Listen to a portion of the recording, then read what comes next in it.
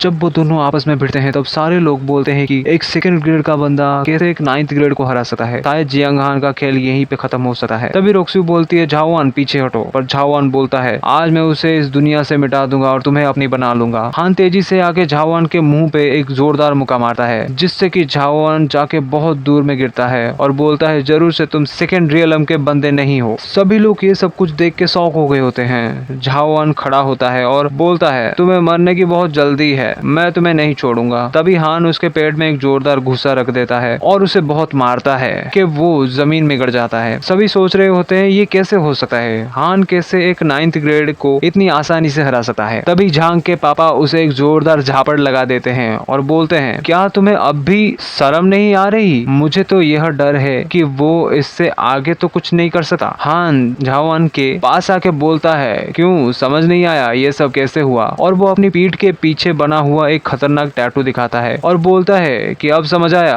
तभी हमें पता चलता है कि यह एक मेथड है जिसका नाम ब्रोकन पल्स है, जिस टेक्निक को यूज करके आप अपनी ताकत 10 गुना बढ़ा सकते हो, पर इससे आपकी जान भी जा सकती है। ये सारी चीजें देखकर झांग फैमिली बोलती है हान ने इस मेथड को यूज किया है झाओवान को हराने के लिए और लगता नहीं है अब इसको यूज करने के बाद उसके शरीर में कुछ बचा होगा। रोक्स्यू घबरा कर हान को बोलती है तुमने ऐसे मेथड को क्यों इस्तेमाल किया? हान उन सभी बातों को इग्नोर करते हुए एक ही लात में झाओवान का खेल खत्म कर देता है। यहाँ जिया कैन बोल रही होती है हान तुमने मुझसे और कितनी सारी चीजें छुपा कर रखी है, पर अब भी तुम मेरे लायक नहीं हो। फिर हान आ जाता है रोक्स्यू के पास वेडिंग कंटिन्यू करने के लिए। उनकी वेडिंग कंप्लीट होने के बाद वो दोनों घर चले जाते हैं। हान यहाँ पे इतनी सारी सजावटें देखकर बोलता है बहुत सारे पैसे लगे हैं इसमें, चलो रोक्स्यू इसे वेस्ट नहीं करते हैं। तभी रोक्स्यू बोलती है मैं तो तुम्हारे ये रूप देखकर सरप्राइज हूँ जबकि तुम्हें सभी बेकार बोलते थे। तभी हान बोलता है मैं कैसे बताऊं कि मैं ये पहले वाला हान नहीं हूँ, चलो ये सारी बातें बाद में करेंगे, पहले अपना मेन काम कर ले। रोक्स्यू बोलती है कि तुमने आज झाओआन को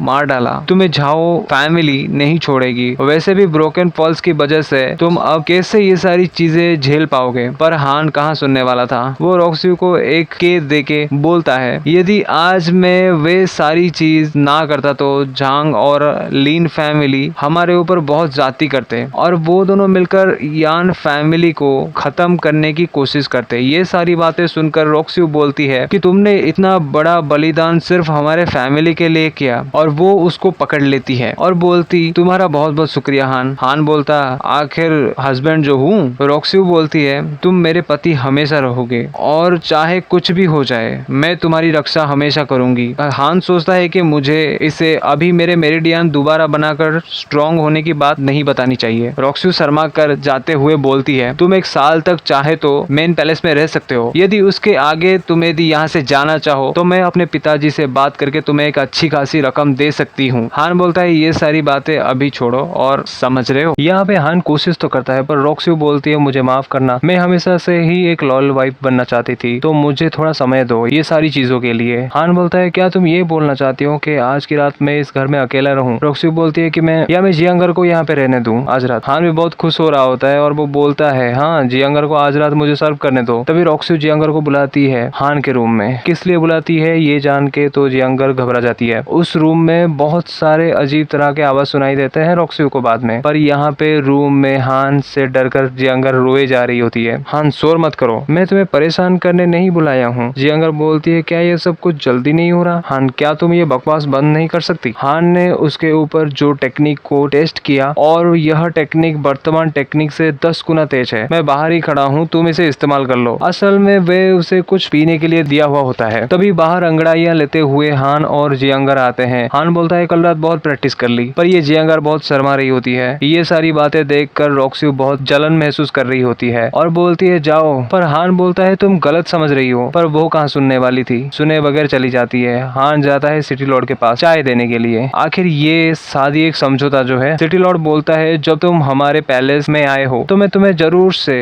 रहने की अनुमति दूंगा, पर तुमने यदि इससे उल्टा कुछ गलत करी या करनी चाहिए यान फैमिली के साथ तो मैं तुम्हें नहीं छोड़ूंगा। जरूर फादर इन लॉ, हान बोलता है। सिटी लॉर्ड की वाइफ उस पे गुस्सा होकर बोलती है आप इतना गुस्सा क्यों कर रहे हो इस पे, और बोलती है पिछला इंसिडेंट के बाद जैसे कि तुम्हारा कल्टीवेशन कमजोर हो चुका है, मुझे पता है तुम रोक्स्यू को बहुत ज्यादा पसंद करते हो, मैं तुम्हें ज्यादा कुछ नहीं एक स्वस्थ पोता चाहती हूँ तुमसे, उसके लिए कड़ी मेहनत करो और जितना जल्दी हो सके मुझे खुशखबरी दो। लो। हान बोलता है मैं तो इसके लिए अपना सब कुछ देने को तैयार हूँ, पर आपकी बेटी ना थोड़ी सी मुश्किल है। हान बोलता है पिताजी एक खबर सुनने में आई है कि कंट्री की गवर्नमेंट के लोग आज शाम को यहाँ पे आने वाले हैं। रॉक्सी के पापा बोलते हैं कि जब मैं 16 साल का था तब छोटे राजकुमार और उनकी नौकरानी थी और किंग हेंग नामक भी एक आदमी था। रॉक्सी बोलती फादर अब आप क्या करना चाहते हो? रॉक्सी के पापा बोलते जब उनको पता चलता तुम शादी करने वाली हो तो वो बहुत गुस्सा करते, पर इसके बाद भी उनके लिए इतना आसान नहीं है हमारे मेन पैलेस के ऊपर हमला करना। रॉक्सी ऊपर इस बार उनके साथ उनका बड़ा भाई है, यदि उसने कुछ अनाप शनाप मांग की तो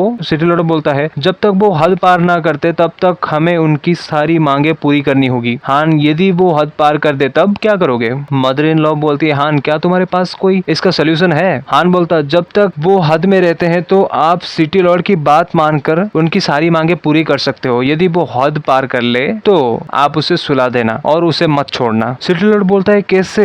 हमने यदि उन्हें मार डाला तो कंट्री सोल्जर्स का क्या होगा? ये मेरी सिटी मेन पैलेस को खाई में धकेलने जैसा होगा। यदि तुम कुछ नहीं जानते तो अच्छा होगा तुम इससे दूर रहो। हान बोलता है पिताजी जैसे कि आपको पता है रॉक्सी के साथ अब वो शादी नहीं कर सकते बैक्सियो सिटी के लिए, वो आपको जरूर से सिटी किंग के ऑर्डर से दबाना चाहेंगे। यदि वो आपसे आपके मिलिट्री मांग लेंगे तो आप क्या उन्हें दे देंगे? सिटी लॉर्ड नामुमकिन। यदि वो रॉक्सी के साथ हमें डराए तो? रॉक्सी बोलती है मैं उनके पास जाने से अच्छा सुसाइड कर लूं। सभी घबरा जाते हैं, रॉक्सी भी शर्मा जाती है हान को उसके बारे में चिंता करते हुए देख के। सभी बोलते हैं हान तुम उसे कैसे मारने की बात कर रहे हो? हान बोलता है मेरे पास 3 तरीके हैं। सिटी लॉर्ड बोलता है ये सारी चीजें बोलना आसान है पर इस बार एक ग्रैंड मास्टर येपिंग है, उसे हम कैसे मारेंगे? ध्यान से सुनो पिताजी, आपको घबराने की कोई जरूरत नहीं है, आपको बस किंचिंग बॉडी पेल के साथ ये सारी स्किल्स प्रैक्टिस करनी है, ये बहुत ही कमाल का काम करेंगी। वो उसे एक बुक देता है और एक पिल भी देता है। अभी और सारी चीजों के लिए आपका सन इन लॉ रेडी है, चलो हो जाए।